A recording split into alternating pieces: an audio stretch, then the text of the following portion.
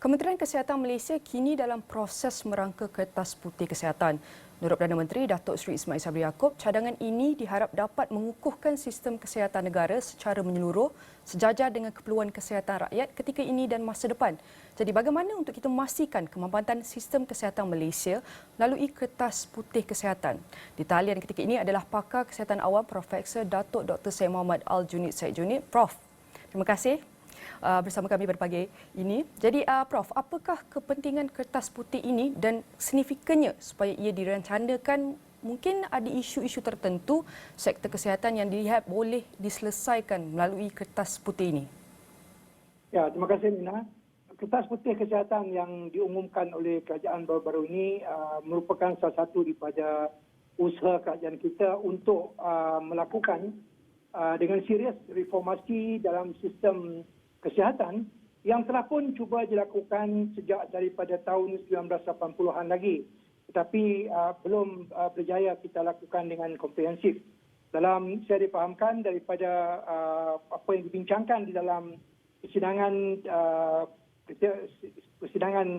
yang berkaitan dengan Kertas Putih ini pada 15-16 Ogos yang lalu, bahawa banyak perkara-perkara akan dimasukkan di dalam Kertas Putih ini supaya kerajaan akan menjadi lebih komited pada masa hadapan untuk melakukan reformasi dalam berbagai komponen daripada sistem kesihatan, yang mana kita tahu sistem kesihatan kita ada sekarang ini perlu diperbaiki, terutama sekali selepas kita terpaksa bertarung dengan pandemik COVID-19 yang telah pun yang sedang dan juga telah pun berlaku pada masa 2 tahun yang kebelakangan ini.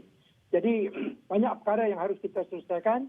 Salah satu di perkara pokoknya adalah mengenai kaedah untuk mendapatkan sumber pembiayaan yang mencukupi bagi memastikan bahawa semua komponen dalam sistem kesihatan dapat diperkemaskan untuk supaya sistem kesihatan negara kita menjadi lebih mampan pada masa hadapan. Jadi apakah elemen mendesak yang perlu diberi perhatian kepada kerajaan dalam rangka Kertas Putih Kesihatan ini?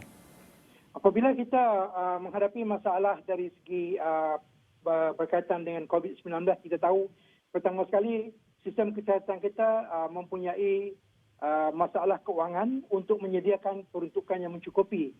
Itu yang pertama. Jadi dari segi pembiayaan, bagaimana kita nak meningkatkan pembiayaan sistem kesihatan kita dan apakah sumber-sumber yang harus kita perkemaskan bagi menyediakan dana tersebut.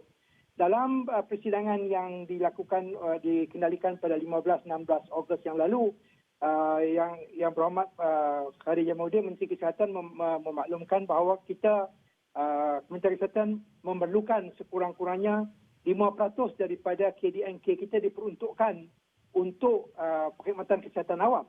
Ini bermakna sumber yang kita ada sekarang harus ditambah sekali lipat ataupun 100% daripada apa yang ada sekarang. Jadi dalam Kertas Putih ini, saya rasa perkara yang utama yang akan dibincangkan adalah bagaimanakah kita mendapatkan sumber tersebut untuk memberikan pembiayaan yang mencukupi sehingga kita mencapai sekurang-kurangnya 5% daripada KDNK untuk perkhidmatan kesihatan awam. Ini yang pertama.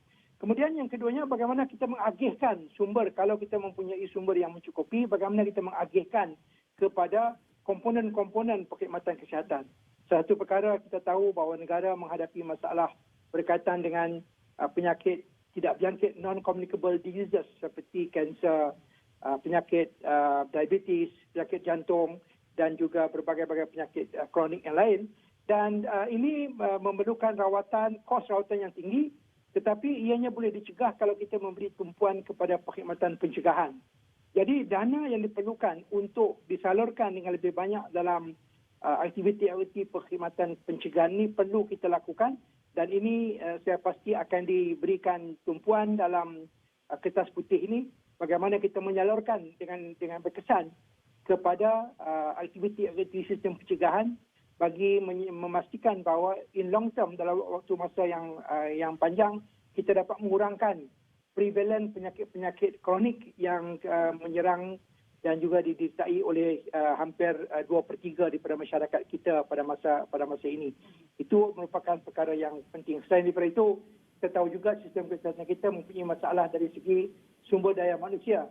Kita mempunyai bilangan doktor yang banyak yang dihasilkan tetapi tidak boleh diserapkan dalam perkhidmatan. Saya rasa ini juga akan diberikan tumpuan supaya ahli masyarakat dapat menikmati perkhidmatan yang diberikan oleh pakar-pakar dan juga doktor-doktor serta perawat-perawat dan nurses kita, jurawat-jurawat kita apabila mereka dapat memberikan perkhidmatan melalui sistem kesihatan yang diperkemaskan. Jadi adakah kos rawatan perubatan boleh dikurangkan atau menjadi lebih mampan melalui kertas putih ini?